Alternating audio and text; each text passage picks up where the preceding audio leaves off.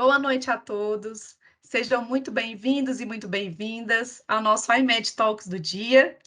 Agora, nessa semana especial, aí a semana em comemoração ao Dia do Médico, trouxemos um convidado muito especial aqui hoje, que é o Dr. Caio Maia. Já já vou apresentar ele aí para vocês, pessoal. E o tema muito bem requisitado, muito pedido aí dentro dos nossos clientes, nossos parceiros, que é a saúde digital, o cuidado integrado centrado aqui no paciente. E ninguém melhor que um especialista aí no assunto, como o Dr. Caio Maia, para poder trazer um pouco mais de conteúdo aqui para a gente. Selecionamos algumas perguntas bem legais, acredito que vocês vão ter bastante conteúdo rico aí para poder aproveitar aí no dia a dia de vocês. Mas antes de começar, dando algumas dicas aqui bem rápidas aí para todo mundo. A primeira delas é para já aproveitar esse conteúdo aqui bem rico, já separar aí um papel, uma canetinha, para vocês anotarem bastante. Não tenho dúvidas de que vocês vão sair daqui sabendo muita coisa. E além disso, aquela pessoa, aquele amigo seu, aquele profissional da saúde, aquele médico que estava doido para saber sobre esse assunto, aproveita esse momento aqui que a gente não começou, convide ele para poder participar aqui com a gente, junto com você. É só clicar aqui no nosso link para poder disparar e para poder compartilhar, para que a gente possa fazer aí uma noite bem especial com muitos conteúdos. E claro, para quem está chegando aqui, para quem ainda não conhece o nosso modelo aqui do iMed Talks e nem o iMedicina, vou apresentar aqui para vocês um pouco sobre o que o iMedicina hoje faz. Hoje nós somos uma empresa aqui do Grupo Conexa e em 2021, inclusive, fomos indicados como uma das 10 empresas mais inovadoras aí do país pela Forbes. Além de sermos a melhor ferramenta de telemedicina da América Latina, mas com o propósito de democratizar o acesso à saúde de qualidade aí no Brasil. E aqui na Medicina, nós apoiamos nossos mais de 2.000 parceiros, que são médicos e profissionais da saúde, que hoje confiam no nosso trabalho, que a gente desenvolve aí nos 3 pilares da jornada do paciente, que é a atração, o atendimento e a fidelização. Então, a gente ajuda hoje os profissionais da saúde com a nossa metodologia própria, que vai desde o consultório online, para você poder atender aí de qualquer lugar, e até mesmo apoiar os médicos e profissionais da saúde no posicionamento digital, para trazer aquela autoridade ali, para eles se tornar uma autoridade no assunto. E se você quer saber mais como que a medicina pode te ajudar, estamos aí, principalmente dessa semana aí do médico, com vários benefícios aí para vocês que querem conhecer um pouco. O nosso time de consultores estará disponível. Vamos mandar aqui também no link de comentários para vocês poderem falar com os consultores a qualquer momento. Bom, dadas as dicas aí e comentando um pouco mais aí sobre medicina, vamos começar aqui agora também nosso bate-papo. Dr. Caio Maia, que está aqui com a gente hoje, seja muito bem-vindo, Dr. Caio Maia, que é médico da família e comunidade, mestre em saúde coletiva pelo FRJ, e hoje atua como preceptor do programa de residência de medicina de família e comunidade na Secretaria Municipal de Saúde do Rio de Janeiro, e também aqui com a gente como consultor APS na Conexa Saúde. Seja muito bem-vindo, Dr. Caio Maia, muito obrigada aí por estar participando aqui com a gente. Obrigado, querida Thaís, tudo bem?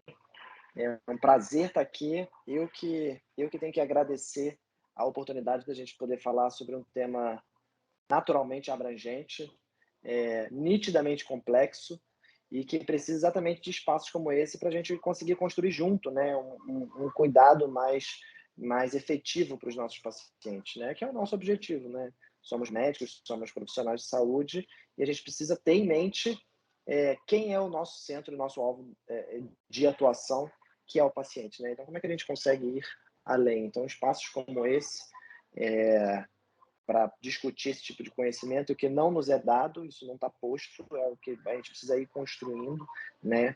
É uma construção constante, uma construção diária, uma transformação, um aprendizado diário, né?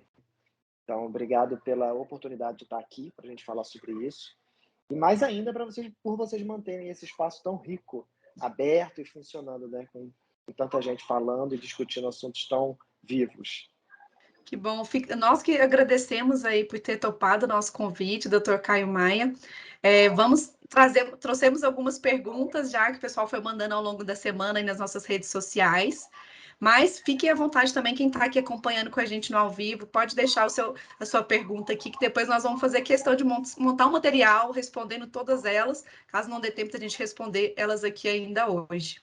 E para começar, doutor Caio, como a gente sabe que hoje, né, a saúde digital e o próprio cuidado integrado é algo que está bem relacionado aí ao médico da família e à comunidade, explica um pouco aqui para o pessoal quais que são as principais responsabilidades e os desafios dessa especialidade hoje, de que é o médico de família e comunidade.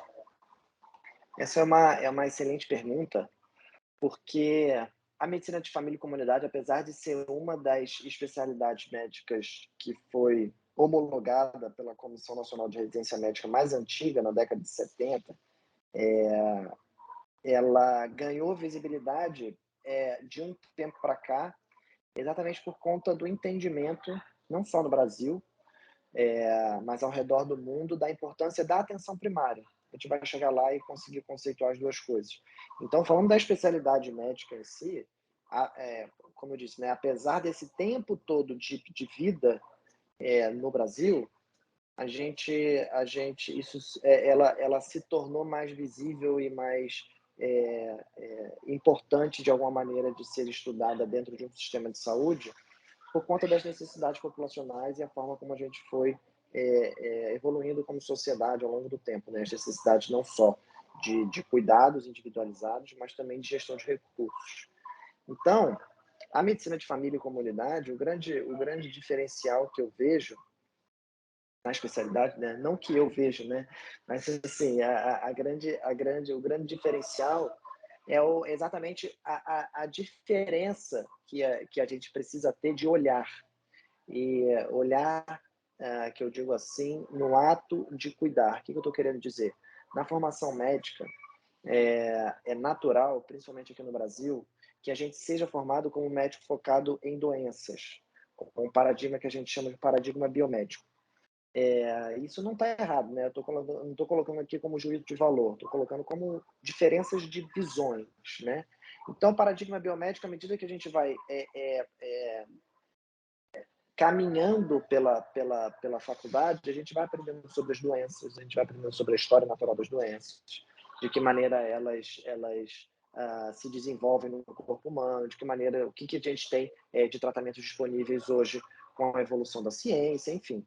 E a grande questão é que, quando chega no final da faculdade, o que se percebe é que houve uma fragmentação, então, do cuidado, com um olhar focado nessas doenças e nas especialidades que, na maior parte das vezes, estão relacionadas a um órgão do corpo, né? E se perde do todo. Então, a medicina de família, ela surgiu fora do Brasil exatamente com esse enfoque. Como é que a gente olha para o paciente literalmente como um todo, saindo do clichê, né, de olhar para o paciente como um todo, mas tornando prático, que é a transformação, então, desse paradigma que a gente chama de paradigma biomédico focado na doença para o paradigma biopsicossocial. É o paradigma integral, o entendimento de que existem questões tão importantes, ou às vezes mais importantes do que os próprios órgãos, que influenciam na nossa saúde. Então, a saúde, ela é biológica, ela é psicológica, ela é social, e inclusive hoje em dia tem se discutido muito a questão espiritual, né? Biopsico-socioespiritual, seria um paradigma ainda mais ampliado. Isso no Brasil se desenvolveu com várias linhas de conhecimento, como, por exemplo, a clínica ampliada, vários autores que escreveram sobre isso, e todos esses conhecimentos acabaram sendo galgados e absorvidos pela medicina de família e comunidade, exatamente por conta do enfoque que a gente tem nesse cuidado integral. Então, o médico de família, ele atua desde a vida intrauterina, ou seja, eu cuido desde a grávida até o paciente que está em fim de vida, né? Fazendo seja cuidados paliativos ou mesmo lidando com o luto dos familiares que ficaram, seus entes queridos que se foram. Então, é nesse espectro de vida que a gente atua. Então, eu não lido a especialidade, o médico de família em si, ele não lida diretamente com uma doença, mas ele lida com a pessoa independente do seu ciclo de vida. Isso é muito interessante porque atuar nessa amplitude nos traz também, por mais que pareça muita coisa, nos traz uma resolutividade, quando a gente olha a nível populacional, muito grande. O que eu estou falando de resolutividade?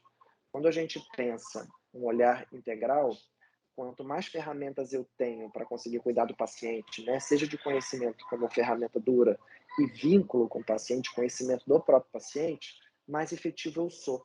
Eu vou falar muito aqui na nossa conversa sobre efetividade no cuidado. Então, alguns estudos mostram índices de resolutividade que chegam de 80% a 90% de resolutividade quando a gente olha o paciente como um todo. O que isso significa? Que eu tratar a hipertensão da Thaís é diferente de eu tratar a hipertensão do Caio, que é diferente de eu tratar a hipertensão do seu José, porque são 3 pessoas diferentes. Então, quando eu conheço essas pessoas, conheço o local que elas vivem, entendo o histórico familiar dela de maneira mais imersiva, não somente a questão das doenças, eu consigo individualizar o cuidado e até a própria terapêutica. Então, é isso que eu estou chamando de efetividade. E resolutividade no sentido de 80% a 90% das questões que são trazidas, de mais comuns, né, que são levantadas e trazidas para algum tipo de necessidade em cuidado de um profissional de saúde, a gente consegue resolver. Então, sem precisar encaminhar para uma atenção secundária, que seriam os especialistas focais, que a gente chama a nível ambulatorial, ou uma atenção terciária, que são os especialistas focais, né, focados em algum tipo de doença, mas no nível hospitalar, por exemplo. Né? A gente está falando dos cirurgiões, né, toda aquela parte que precisa de um suporte avançado de terapia intensiva, seja lá o que for, que eu precise do hospital para cuidar do paciente. Né? Então, quanto mais cedo eu começo a cuidar dessa pessoa e quanto mais cedo eu começo a olhar para ela de uma maneira integral, mais efetivo a gente acaba sendo como médico, né? Como profissional de saúde de uma maneira geral. E aí a gente consegue desdobrar para outras funções que a própria atenção primária traz como seus atributos, né? Muito bom. Acredito que a sua resposta veio até de encontro a uma outra pergunta que a gente tinha aqui, mas que você esclareceu muito bem, que é a importância desse método, desse olhar, né, que você disse, né? Tirar o olhar só da doença em si, mas olhar para o paciente, né, como uma pessoa, né? Mais de uma pessoa pode ter aquele mesma doença, mas você olha para um todo, né? A longevidade, visando a longevidade daquela pessoa. E até em cima desse tópico em específico, quanto você acha que isso é importante? Você trouxe alguns dados aí também do quanto isso melhora, mas o como que você acha que isso está relacionado à própria jornada do paciente, seja ele que você esteja olhando por ele ou um profissional especializado? Qual que seria essa importância do olhar para a jornada do paciente? Essa é uma pergunta extremamente interessante, Thaís, porque quando a gente traz esses dois paradigmas para a prática, tem um conceito em inglês que antigamente era traduzido para a mesma coisa no português, que é doença. Doença no inglês tanto a gente pode chamar de illness como disease. E isso era traduzido no português há muito tempo atrás da mesma maneira, doença. A questão é que hoje em dia a gente não traduz da mesma forma, porque na verdade o conceito já não é mais visto como sendo da mesma maneira. Illness é experiência do adoecimento e disease é a doença em si. Qual que é a diferença? A grande questão é como é a centralidade do paciente. O que eu quero dizer? Que a diferença entre a doença crua e dura, que eu vejo lá uma artrite reumatoide, uma hipertensão arterial, um glaucoma agudo, isso é um disease. Mas quando eu pego isso, um glaucoma agudo, e coloco na Dona Maria, que tem 68 anos, é hipertensa de longa data, acabou de perder uma filha, eu gero uma experiência de adoecimento única. Então, essa experiência de adoecimento único, que a gente chama de illness, é o que diferencia a jornada de cada um dos pacientes e a sensação de satisfação para estar sendo cuidado, né? Então, quando a gente fala de jornada do paciente, eu vejo muito no sentido de como é que ele experiencia essa caminhada vivendo com uma questão de saúde que precisa ser resolvida, entendendo que isso é individual. Então, se é individual, por mais que eu tenha um conhecimento que ele é duro, que ele é geral que eu digo assim, do ponto de vista científico, eu preciso individualizar isso para cada paciente. Então, é pegar um protocolo qualquer, né, que está dado pela medicina baseada em evidência, mostrado por estudos que é efetivo como terapêutica, mas eu preciso individualizar para cada um dos pacientes. Diabetes, por exemplo, né, será que para todo paciente que entra nos critérios de fazer insulinoterapia, eu consigo fazer insulina?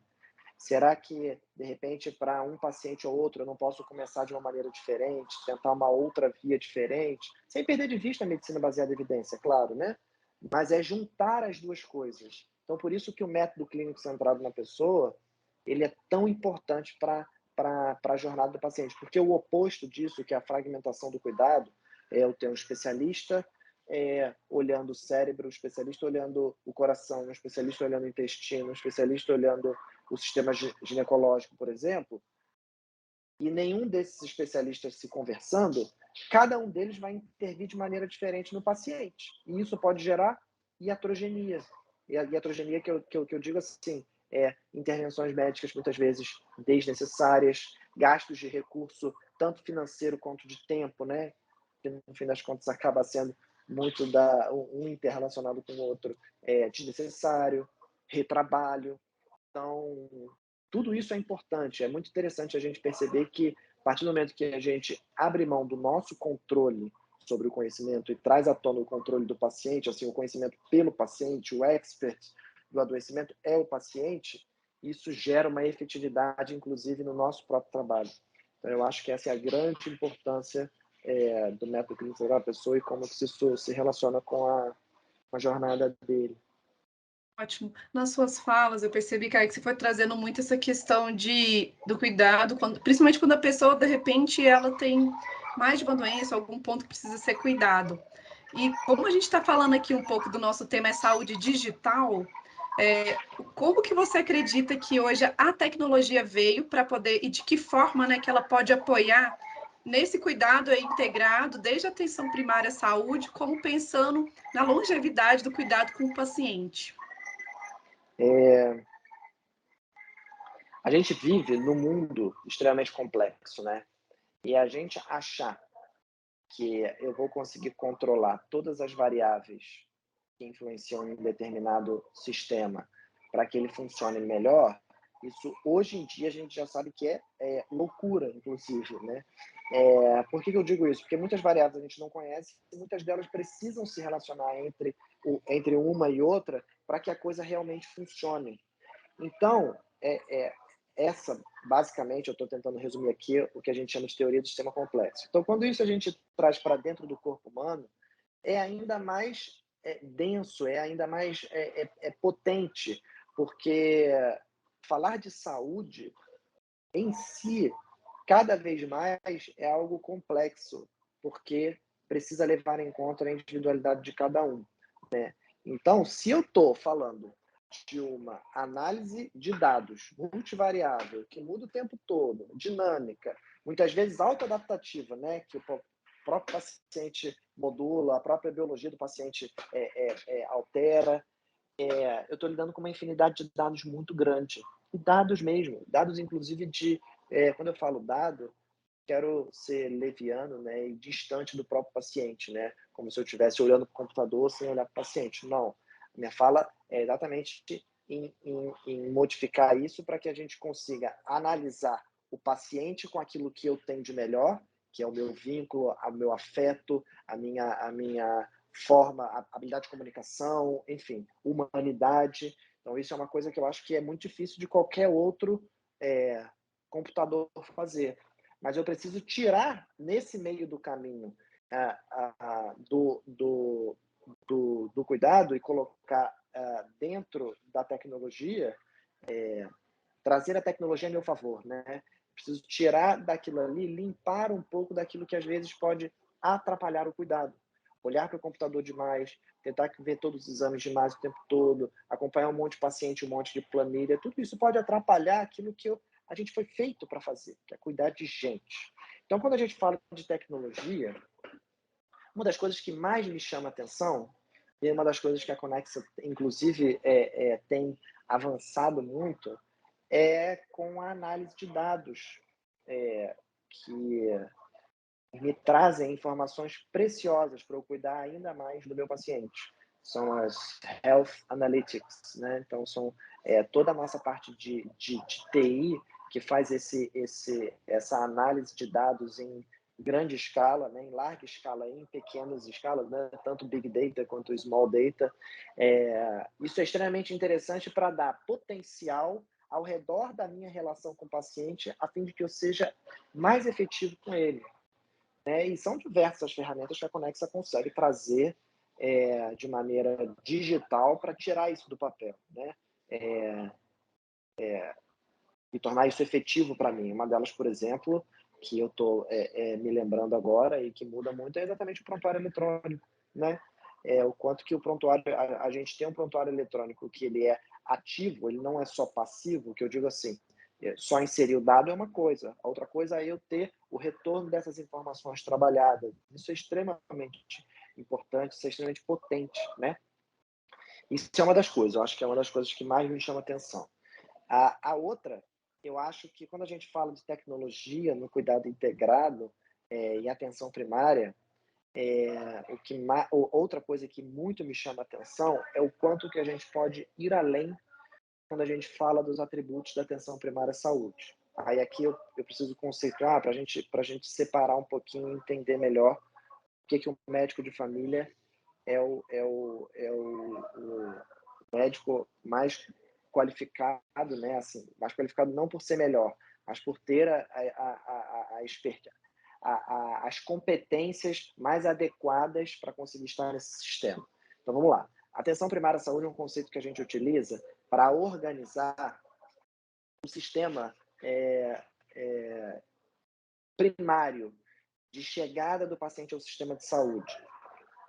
E aí eu estou falando não só de sistema público quanto privado, né? A gente está aqui falando sobre saúde suplementar, mas independente do local onde estejamos, quando a gente olha um sistema, a melhor forma de geri-lo é colocando cada coisa em seu lugar.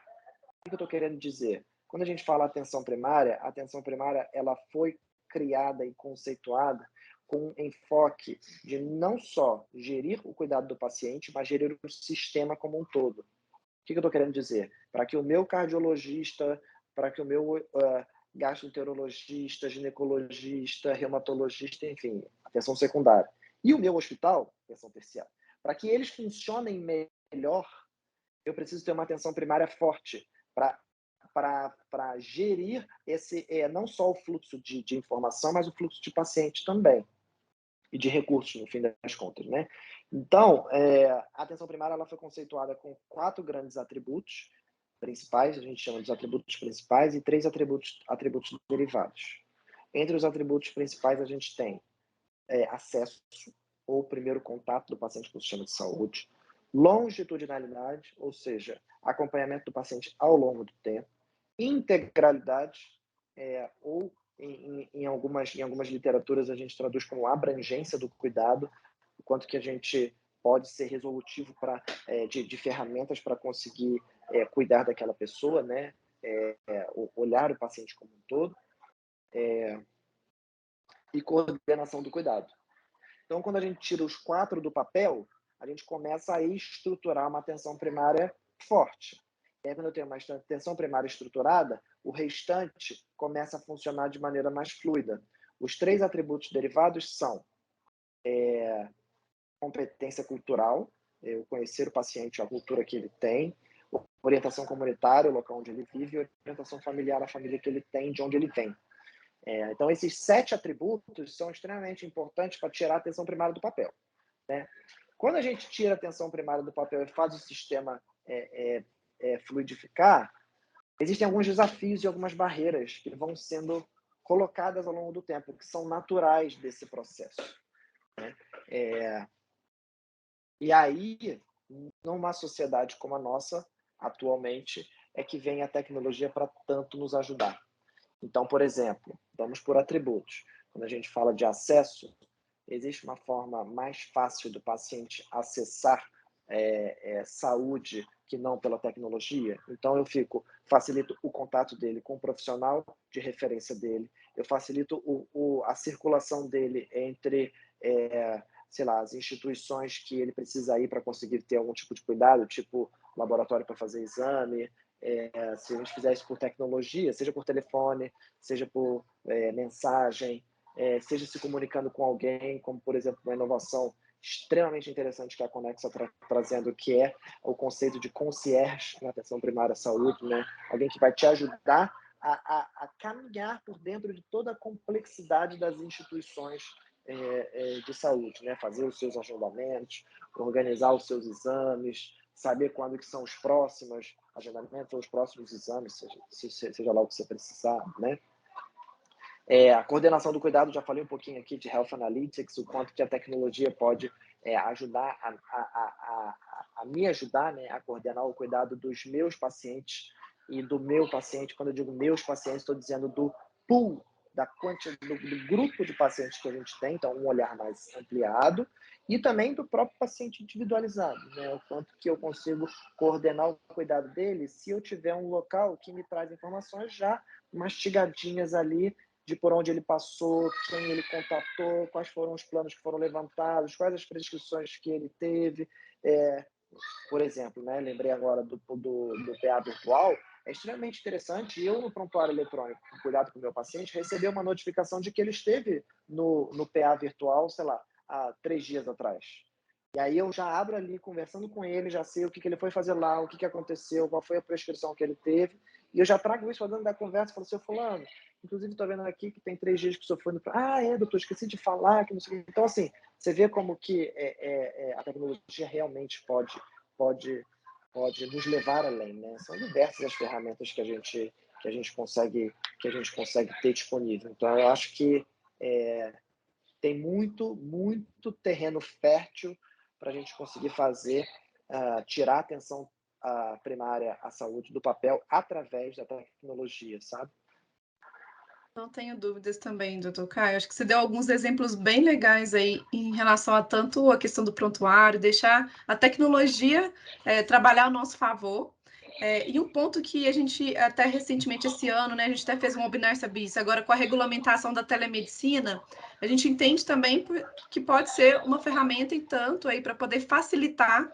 Eu até anotei que o primeiro passo que você comentou, que é o primeiro acesso, né, do paciente ao médico.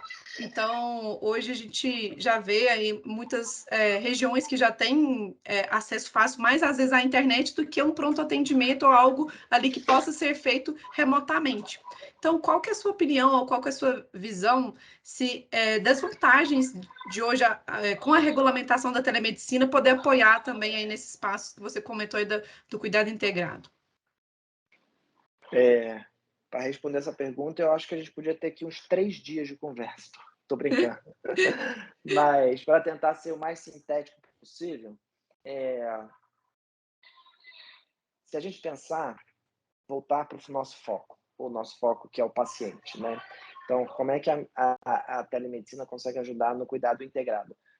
Um dos grandes desafios atuais, num mundo tão heterogêneo e tão focado em doença, focado em vender remédio, em vender exame, aquela coisa toda, gerador de iatrogenia, gerador, às vezes, até propriamente de doenças que a gente tem que manejar. Quando a gente está falando num cenário como esse, é muito difícil você... um dos desafios, né, é você conseguir trabalhar saúde no conceito ampliado com um paciente que vem de um mundo que não fala essa língua. De um mundo em que a cultura é outra, entende? Então, o grande desafio é eu conseguir trazê-lo, trazer à tona nessa relação um conceito ampliado de saúde, fazer com que ele realmente entenda o papel dele na própria saúde, o papel dele dentro do cuidado para a hipertensão, desculpa, o papel dele dentro do cuidado da própria diabetes, o papel dele dentro do cuidado, enfim, da artrite reumatoide que eu comentei aqui, né?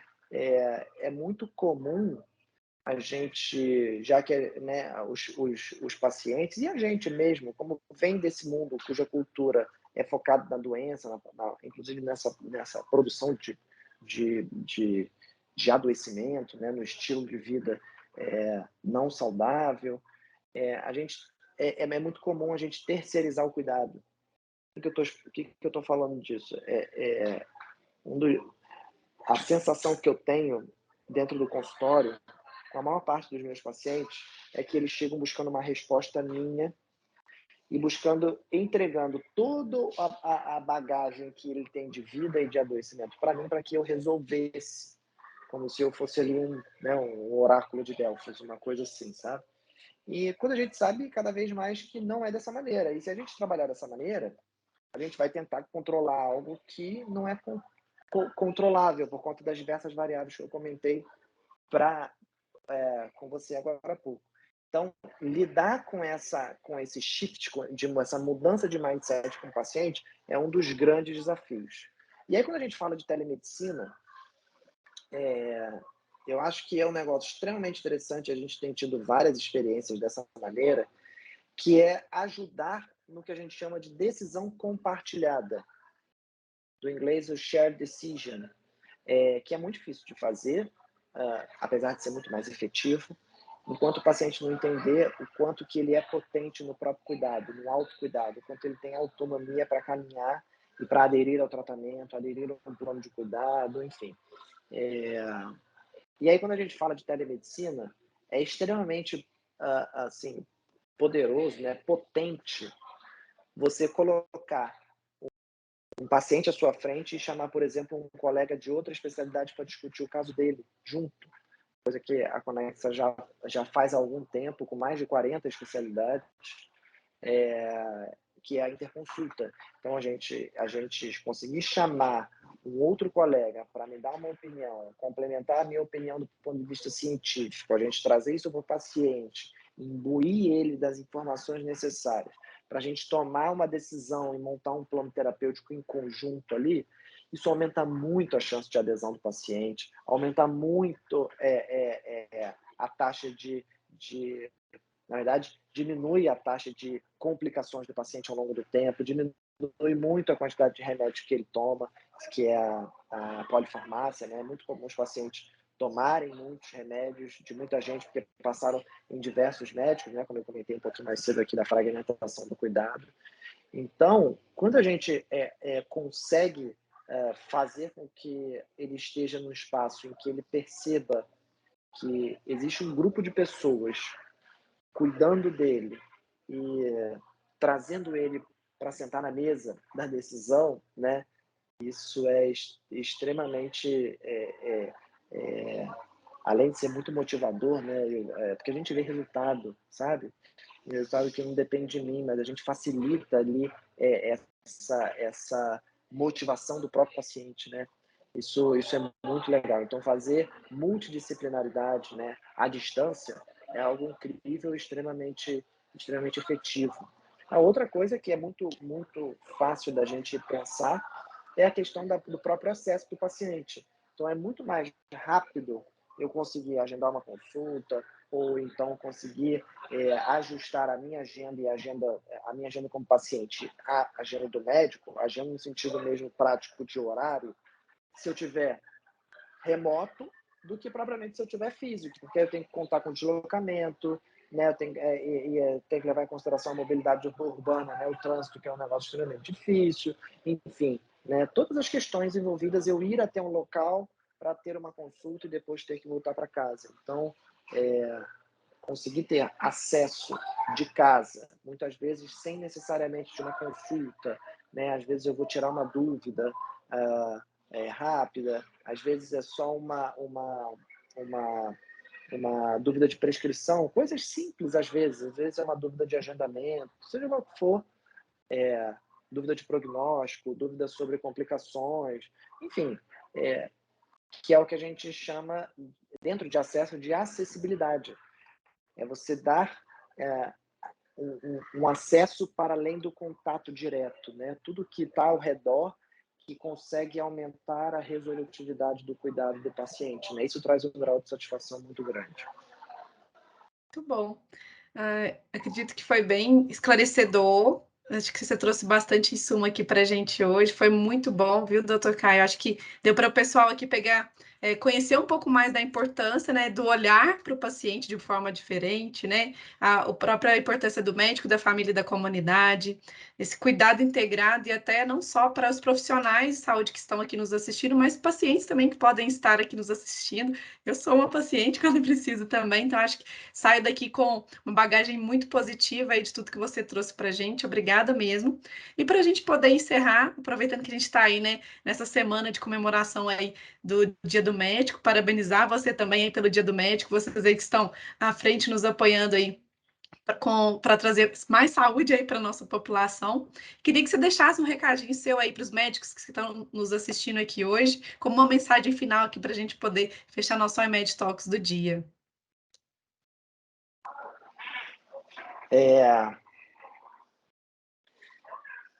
Legal. Tô demorando porque eu me emocionei um pouco, né? Porque a gente relembra um pouco da nossa trajetória, né?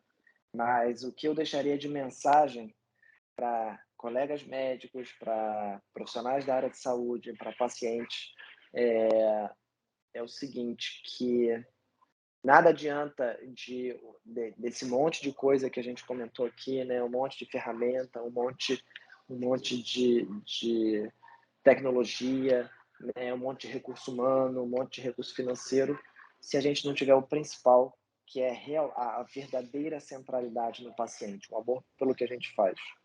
Somos profissionais da saúde, né?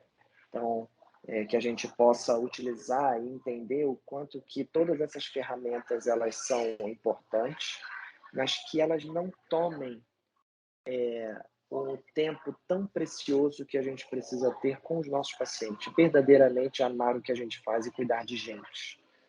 É algo que tem se mostrado muito para mim. Eu trabalho há alguns anos também com o ensino de residentes, e é algo que eu sempre digo para eles, né? A técnica ela não pode estar vazia. A gente precisa ser humano quando a gente lida com outro humano, né? Então, acho que essa é a grande mensagem que eu queria deixar para todo mundo. Feliz Dia dos Médicos, e espero ter ajudado aqui um pouquinho nesses minutos que a gente conseguiu conversar. Adorei a conversa, mais uma vez. Obrigado e até a próxima. Muito obrigada, doutor Caio, e todo mundo que está assistindo a gente. Espero de verdade que a gente possa ter levado um conteúdo bem rico aí não só agora, né, que é a Semana do Médico, mas um conteúdo contínuo aí para quem quiser se aperfeiçoar. Obrigada mais uma vez, obrigada a todo mundo que está aqui acompanhando com a gente, que ficou até agora. E caso vocês tenham deixado aqui algumas perguntas, a gente vai fazer questão depois de responder todas elas e colocar no formato de um conteúdo bem legal para poder divulgar para vocês, viu? Obrigada a todos, gente, e até a próxima. Abraço. Tchau.